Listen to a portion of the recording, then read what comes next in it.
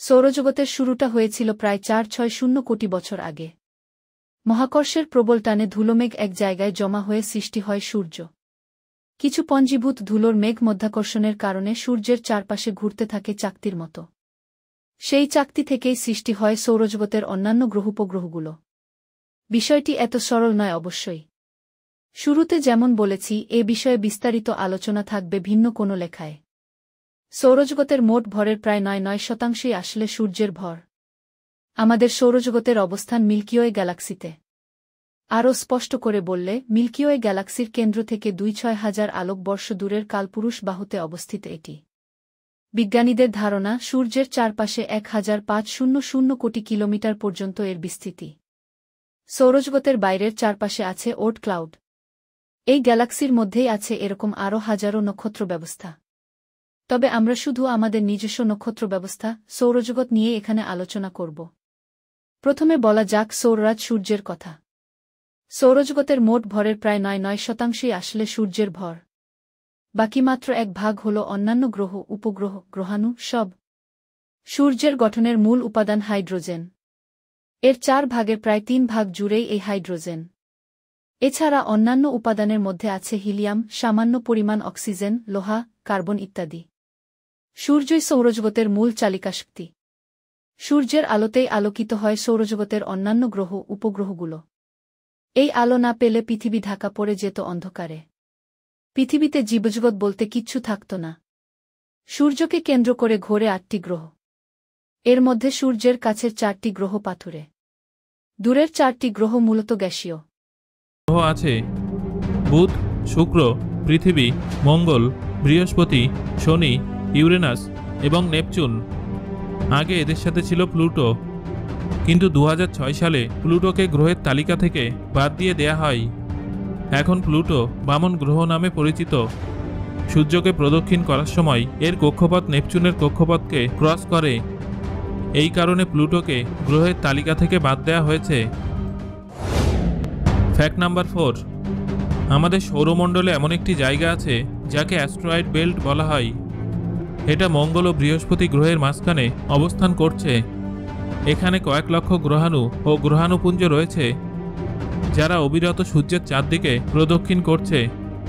আমাদের সৌরমণ্ডলে প্রায় ৮ লক্ষেরও বেশি গ্রহাণু রয়েছে, কিন্তু এদের মধ্যে অধিকাংশই এত ছোট যে পৃথিবী থেকে এদের দেখা যায় না। প্রতিটা গ্রহাণুর নিজস্ব কক্ষপথ আছে, আর সেই পথেই এরা সূর্যকে প্রদক্ষিণ করে। এদের মধ্যে সবথেকে বড় গ্রহাণুটির নাম হল সেরিস। বেশিরভাগ গ্রহাণুই মাটি, পাথর এবং ধূলিকণা দিয়ে গঠিত, তবে এদের মধ্যে লোহা এবং নিকেলেরও কিছু অংশ থাকে। সূর্যের চারপাশে ঘুরছে পৃথিবীসহ ৮টি গ্রহ, শত শত বামন গ্রহ, ২০০ এর বেশি উপগ্রহ, হাজারো ধূমকেতু ও লাখো গ্রহাণু। প্রাচীনকালে মানুষ ভাবত পৃথিবীর অবস্থান মহাবিশ্বের কেন্দ্রে। তাদের কাছে আধুনিক কোনো যন্ত্রপাতি ছিল না। ছিল না পরীক্ষা নিরীক্ষার বালাই। খালি চোখে আকাশের দিকে তাকিয়ে যা বোঝার বুঝত। তারপর নিজেদের মতো করে সে ধারণার পক্ষে যুক্তি সাজাত। কেউ কেউ আসলেই সত্যান্বেষণের চেষ্টা করেছে। অনেকে আবার যুক্তি মিলতে না চাইলেও মিলেঝিলে মিলিয়ে নিয়েছে। আজ আমরা জানি তাদের সেসব চিন্তা ঠিক ছিল না। গ্রিক জ্যোতির্বিদ ও গণিতজ্ঞ অ্যারিস্টার্কাস প্রথম বলেন, পৃথিবী নয়, সৌরজগতের কেন্দ্রে রয়েছে সূর্য। মধ্যযুগে ভারত ও আরবের বিজ্ঞানীরাও একই কথা বলেছেন। কিন্তু বিরোধীদের আপত্তির মুখে সে ধারণা বেশি দূর এগোতে পারেনি। এরপর কোপার্নিকাস, গ্যালিলেওরা পৃথিবীকেন্দ্রিক মডেলকে নস্যাৎ করে দেন পরীক্ষালব্ধ প্রমাণের মাধ্যমে। গ্যালিলেও যুগের আগে শত শত বছর ধরে মানুষ এই ভুল ধারণা লালন করেছে। সৌরজগতের শুরুটা হয়েছিল প্রায় ৪৬০ কোটি বছর আগে। আগে যেমন বলেছি, আজ আমরা জানি সৌরজগতের কেন্দ্রে আছে সৌররাজ সূর্য। এই নক্ষত্রটির চারপাশে ঘুরছে পৃথিবীসহ ৮টি গ্রহ, শত শত বামন গ্রহ, ২০০ এর বেশি উপগ্রহ, হাজারো ধূমকেতু ও লাখো গ্রহাণু। এদের প্রত্যেকের আলাদা গল্প আছে।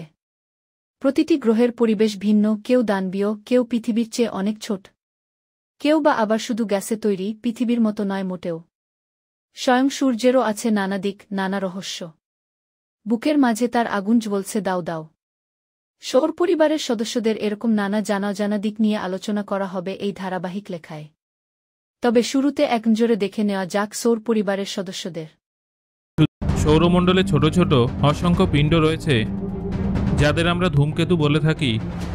এগুলো পাথর, ধূলিকণা এবং জমে থাকা গ্যাসের মাধ্যমে তৈরি হয়। পৃথিবীর মতো ধূমকেতুও সূর্যকাণ্ড উষ্ণ হয়ে যায় এবং গ্যাস ও ধূলিকণা নির্গত করে। এর জন্যই প্রকাণ্ড এবং উজ্জ্বল পিণ্ডের সৃষ্টি হয়। বিজ্ঞানীরা মনে করেন যে সৌরমণ্ডলে অসংখ্য ধূমকেতু রয়েছে। ধূমকেতুকে বরফের মিশ্রণ বলেও মনে করা হয়, কেননা এটা জমে থাকা গ্যাস ও জল দিয়ে তৈরি হয়। এছাড়াও বলা যায় যে যে সমস্ত গ্যাসীয় পিণ্ড গ্রহ হয়ে উঠতে পারেনি তারাই আসলে ধূমকেতু।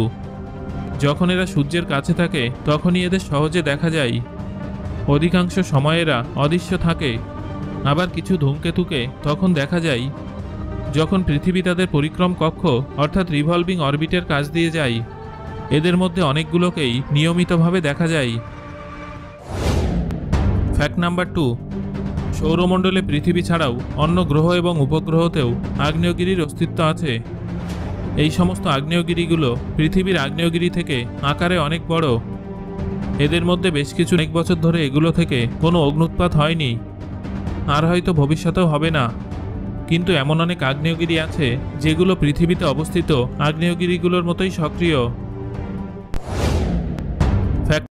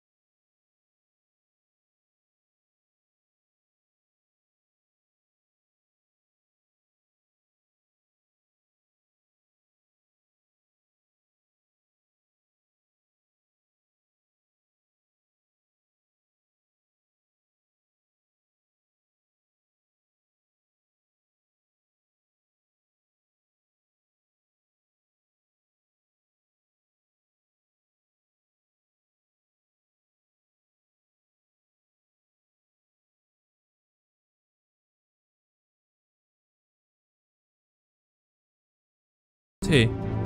বিজ্ঞানী গ্যালিলিও সৌরমণ্ডলের আলাদা আলাদা প্রকৃতির ফিজিক্যাল ডিটেলস বার করেছিলেন।